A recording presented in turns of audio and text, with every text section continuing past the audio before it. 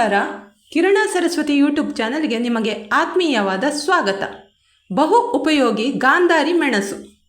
ತೋಟದಲ್ಲಿ ಕಾಡುಗಳಲ್ಲಿ ತನ್ನಷ್ಟಕ್ಕೆ ತಾನು ಹುಟ್ಟಿ ಬೆಳೆಯುವ ಈ ಮೆಣಸನ್ನು ಲವಂಗ ಮೆಣಸು, ಚೂರು ಮೆಣಸು, ಗಾಂಧಾರಿ ಮೆಣಸು, ಸಣ್ಣ ಮೆಣಸು, ಜೀರಿಗೆ ಮೆಣಸು ಹೀಗೆ ಆಯಾ ಪ್ರದೇಶಕ್ಕೆ ಹೊಂದಿಕೊಂಡು ಹಲವಾರು ಹೆಸರುಗಳಿಂದ ಗುರುತಿಸುತ್ತಾರೆ.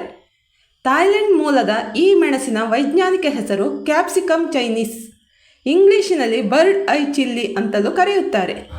1-2 ಸೆಂಟಿಮೀಟರ್ ಸಣ್ಣ ಗಾತ್ರ, ಆದರೆ ಬಲು ಖಾರ. ಹಣ್ಣಾದಾಗ ಸುಂದರ ಕೆಂಪು ಬಣ್ಣ. ಈ ಮೆಣಸಿನಕಾಯಿ ಹಳ್ಳಿ ಜನರಿಗಂತೂ ಚಿರಪರಿಚಿತ. ಮೂರ್ತಿ ಚಿಕ್ಕದಾದರೂ ಕೀರ್ತಿ ದೊಡ್ಡದು ಎನ್ನುವ ಮಾತನ್ನು ನಾವೆಲ್ಲ ಕೇಳಿರುತ್ತೇವೆ. ಈ ಮಾತು ಗಾಂಧಾರಿ ಮೆಣಸಿನ ವಿಷಯದಲ್ಲಿ 100ಕ್ಕೆ 100ರಷ್ಟು ನಿಜವೆನಿಸುತ್ತದೆ.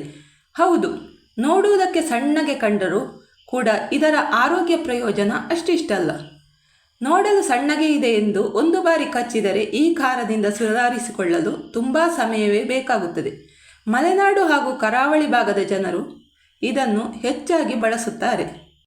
ಸಾಮಾನ್ಯವಾಗಿ ಈ ಸೂಜಿ ಅಥವಾ ಗಾಂಧಾರಿ ಮೆಣಸನ್ನು ಅಡುಗೆಗೆ ಬಳಸುವುದರಿಂದ ಅಡುಗೆಯ ರುಚಿ ಮಾತ್ರವಲ್ಲದೆ ಆರೋಗ್ಯಕ್ಕೂ ಅನೇಕ ರೀತಿಯ ಲಾಭಗಳಿವೆ.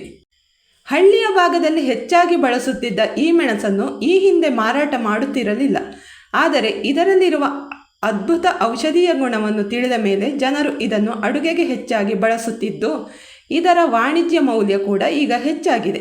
ಮಾರುಕಟ್ಟೆಯಲ್ಲಿ 100 ಗ್ರಾಂ ಗಾಂಧಾರಿ ಮೆಣಸಿಗೆ 650ರಿಂದ 700 ರೂಪಾಯಿ ದರವಿದೆ.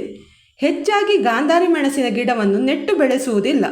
ಇದರ ಕೆಂಪು ಬಣ್ಣದ ಹಣ್ಣಿಗೆ ಆಕರ್ಷಿತರಾಗಿ ಬರುವ ಹಕ್ಕಿಗಳು ತಾವು ಹಣ್ಣು ತಿಂದು ನಂತರ ಬೇರೆ ಬೇರೆ ಸ್ಥಳದಲ್ಲಿ ಹಾಕಿದ ಹಿಕ್ಕೆಗಳಲ್ಲಿನ ಬೀಜಗಳಿಂದ ಸಸಿಗಳು ಹುಟ್ಟುತ್ತವೆ. ನಂತರ ಅದರ ಪಾಡಿಗೆ ಬೆಳೆದು ಸಮೃದ್ಧವಾಗಿ ಕಾಯಿ ಬಿಡುತ್ತದೆ.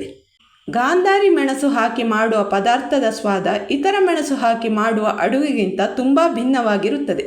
ಹಾಗೆಂದು ಅಡುಗೆಯಲ್ಲಿ ಇದರ ಪ್ರಮಾಣ ತುಸು ಜಾಸ್ತಿಯಾದರೂ ಖಾರ ನೆತ್ತಿಗೇರುವುದು ನಿಶ್ಚಿತ. ರುಚಿಯಲ್ಲಿ ಎಷ್ಟೇ ಖಾರವಿದ್ದರೂ ದೇಹಕ್ಕೆ ಇದು ಬಲು ತಂಪು. ಇನ್ನು ಗಾಂಧಾರಿ ಮೆಣಸಿನಲ್ಲಿರುವ ಪ್ರಮುಖ ಔಷಧೀಯ ಗುಣಗಳನ್ನು ತಿಳಿಯೋಣ. ಗಾಂಧಾರಿ ಮೆಣಸು ಜೀರ್ಣಕ್ರಿಯೆಯನ್ನು ವೃದ್ಧಿಸುತ್ತದೆ, ಹಲ್ಲುಗಳ ಒಸಡುಗಳನ್ನು ಬಲಪಡಿಸುತ್ತದೆ. ಇದನ್ನು ಹಲ್ಲು ನೋವಿನ ನಿವಾರಣೆಗೆ ಮನೆಮದ್ದಾಗಿ ಬಳಸುತ್ತಾರೆ. ಇನ್ನು ಈ ಮೆಣಸನ್ನು ಮಿತ ಪ್ರಮಾಣದಲ್ಲಿ ಅಡುಗೆಯಲ್ಲಿ ಬಳಸಿ ಸೇವಿಸುವುದರಿಂದ ಸಂಧಿವಾತ, ಸ್ನಾಯು ಸೆಳೆತ ಸಮಸ್ಯೆ ಕಾಡುವುದಿಲ್ಲ. ರಕ್ತದೊತ್ತಡವನ್ನು ನಿಯಂತ್ರಣದಲ್ಲಿಡುತ್ತದೆ. ಈ ಮೆಣಸು ಅತ್ಯಂತ ಉಪಕಾರಿ. ಕೈಕಾಲುಗಳಲ್ಲಿ ಊತ, ಗುಳ್ಳೆಗಳು ಸಮಸ್ಯೆ ಕಾಣಿಸಿಕೊಂಡರೆ ಗಾಂಧಾರಿ ಮೆಣಸನ್ನು ಮನೆಮದ್ದಾಗಿ ಬಳಸುತ್ತಾರೆ. ಅದೇ ರೀತಿ ಹೃದಯದ ಆರೋಗ್ಯವನ್ನು ನಿಯಂತ್ರಣದಲ್ಲಿಡಲು ಇದು ಸಹಕಾರಿ. ಬೊಜ್ಜು ಬರುವುದನ್ನು ತಡೆಗಟ್ಟುವುದರಲ್ಲಿ ಕೂಡ ಗಾಂಧಾರಿ ಮೆಣಸು ಸಹಕಾರಿ. ಸಾಮಾನ್ಯ ಹಸಿಮೆಣಸು ಆರೋಗ್ಯಕ್ಕೆ ಅಷ್ಟೊಂದು ಉಪಕಾರಿಯಲ್ಲ, ಆದರೆ ಗಾಂಧಾರಿ ಮೆಣಸನ್ನು ಬಳಸುವಂತೆ ವೈದ್ಯರೂ ಸಲಹೆ ನೀಡುತ್ತಾರೆ. ಆಯುರ್ವೇದದಲ್ಲಿ ಕಾಳುಮೆಣಸಿನ ನಂತರ ಗಾಂಧಾರಿ ಮೆಣಸಿಗೆ ಪ್ರಮುಖ ಸ್ಥಾನ ನೀಡಲಾಗಿದೆ. ಅಡುಗೆಯಲ್ಲಿ ನಿಯಮಿತವಾಗಿ ಬಳಸುವುದರಿಂದ ಆರೋಗ್ಯಕ್ಕೆ ಹಲವಾರು ರೀತಿಯ ಲಾಭಗಳಿವೆ. ಇದು ಹೊಟ್ಟೆ ಉಬ್ಬರ, ಹೊಟ್ಟೆ ನೋವು ಸೇರಿದಂತೆ ಜೀರ್ಣಕ್ರಿಯೆ ಸಂಬಂಧಿಸಿದ ಸಮಸ್ಯೆಯನ್ನು ನಿವಾರಿಸುತ್ತದೆ. ಸೂಜಿ ಮೆಣಸನ್ನು ಅಡುಗೆಯಲ್ಲಿ ಸೇರಿಸಿಕೊಳ್ಳುವುದರಿಂದ ವಯಸ್ಸಾದ ಕಾಲಘಟ್ಟದಲ್ಲಿ ಕಾಡುವ ಕೀಲು ನೋವು, ಸಂಧಿವಾತ ಸೇರಿದಂತೆ ಇನ್ನಿತರ ಸಮಸ್ಯೆಗಳು ಬರುವುದಿಲ್ಲ. ಈ ಮಾಹಿತಿ ನಿಮಗೆ ಇಷ್ಟವಾದರೆ ವಿಡಿಯೋವನ್ನು ಲೈಕ್ ಮಾಡಿ, ಶೇರ್ ಮಾಡಿ ಮತ್ತು ಕಮೆಂಟ್ ಮಾಡಿ.